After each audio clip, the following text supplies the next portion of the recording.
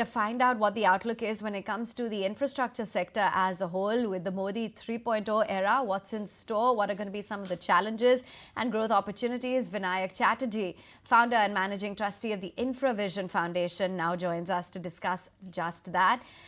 Thank you so much for taking time out. I just wanted to get in a pulse as to how you're looking at the on-ground activity. We have seen a lot of headway being made in the infrastructure sector.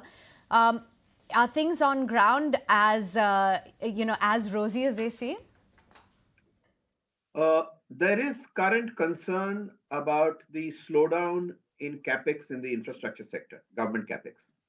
And I will just read out to you the headline from a very interesting article by Dr. Rangarajan in the business line of Wednesday, December 4th.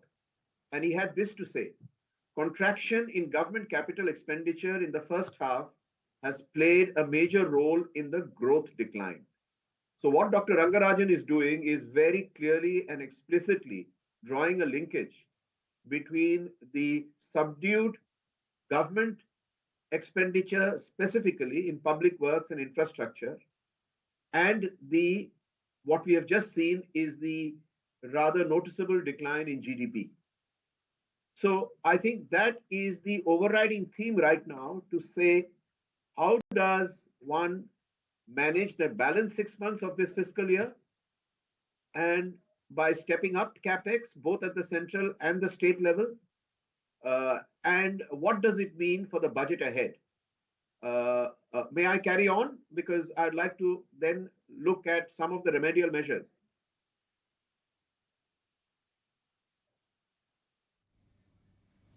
Yes, of course, you could carry on and talk about that. Yeah. Okay. So, I mean, now that that fact is well established, there is a run up to the budget. It's without doubt that the next 6 months government really has to step on the fiscal expenditure better.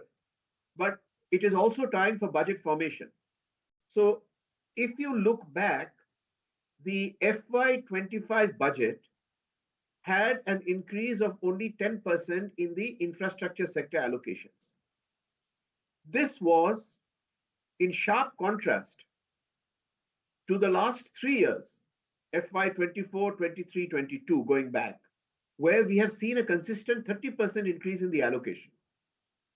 The 30% increase in allocation historically came down in this year's budget to a 10% increase.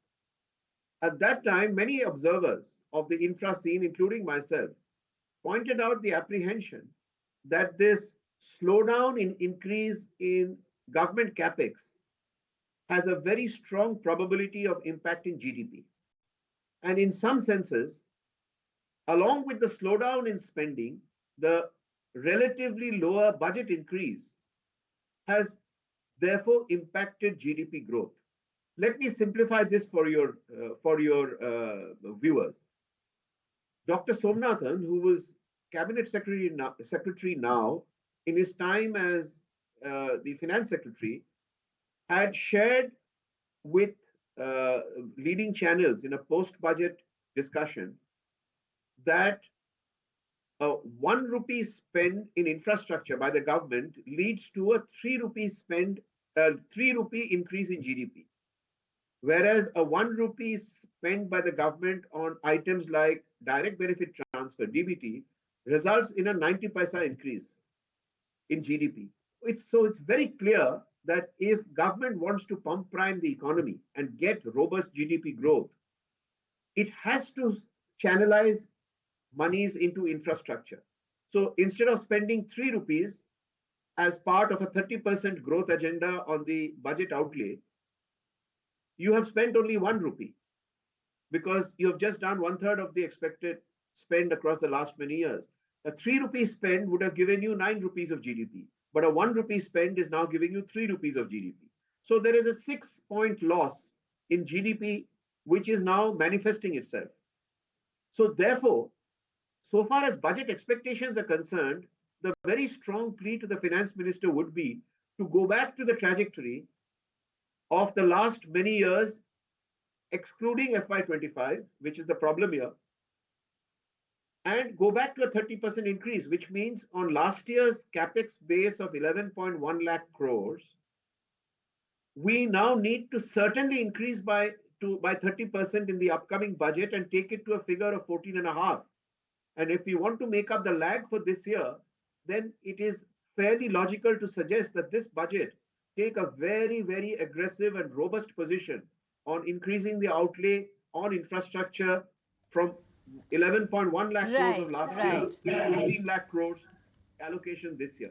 But let Sure. me stop here to get your reactions and any further questions you may have. Yes, we have lots of further questions actually, Mr. Chatterjee, and wanted to also understand what the outlook is when it comes to, India's private capex and that playing a role. Do you believe that, especially in the second half, we are going to see a bigger pickup, and how do you see that impacting the entire sector? Look, I'll restrict myself to infrastructure sector. There is the private sector players who put in money into the infrastructure sector are called the infrastructure project developers.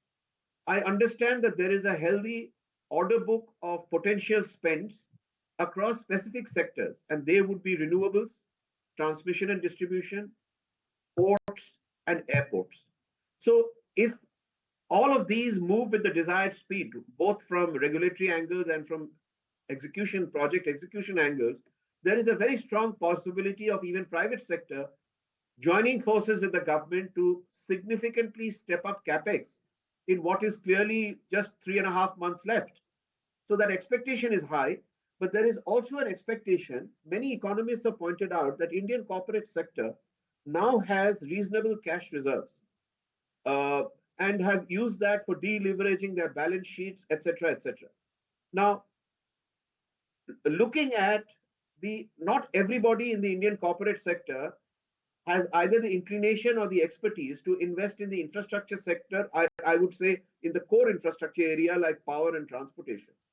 And therefore, my suggestion to the government would be to very, very energetically create PPP frameworks and a PPP agenda for what one broadly calls social infrastructure, which is education, healthcare, and agriculture and infrastructure, as distinct from core infrastructure.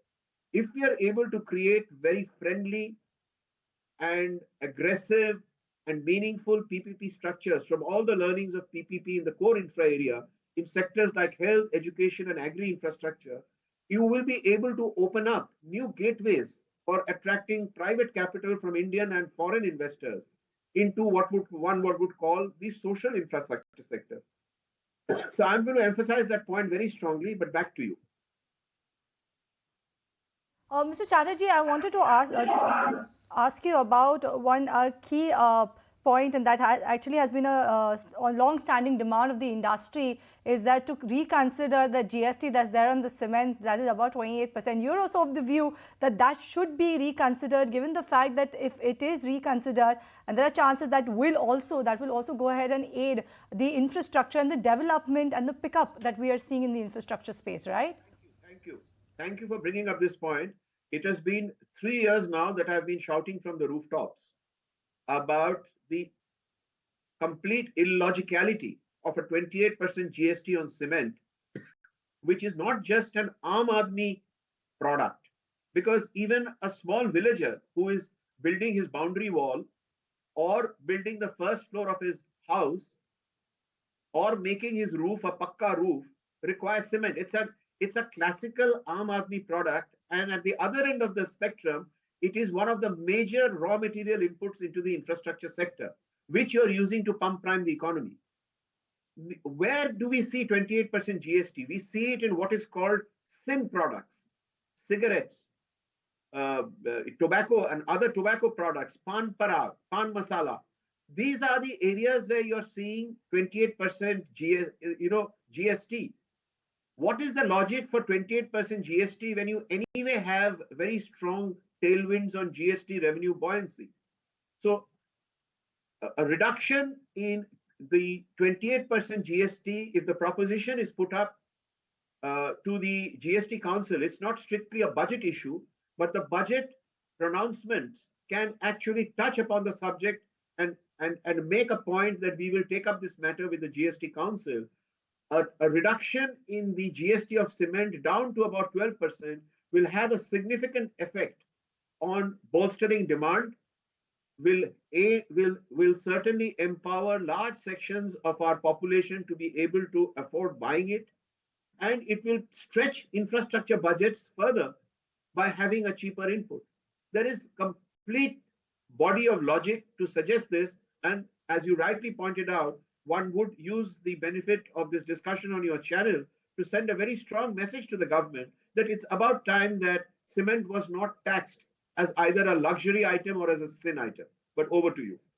Absolutely, Mr. Chatterjee, and like you said that via this medium, also your interview on our channel, I hope that we have a kind of a consensus when you talk about the GST on cement, because it is a long-standing demand of the entire infrastructure sector. And like you mentioned, that hopefully the government actually goes back to its prior capex trajectory, in capex allocation trajectory, and that will also in fact help the infrastructure sector. But we leave it there, Mr. Chatterjee, because If you like this video, then like, share and subscribe to ET Now.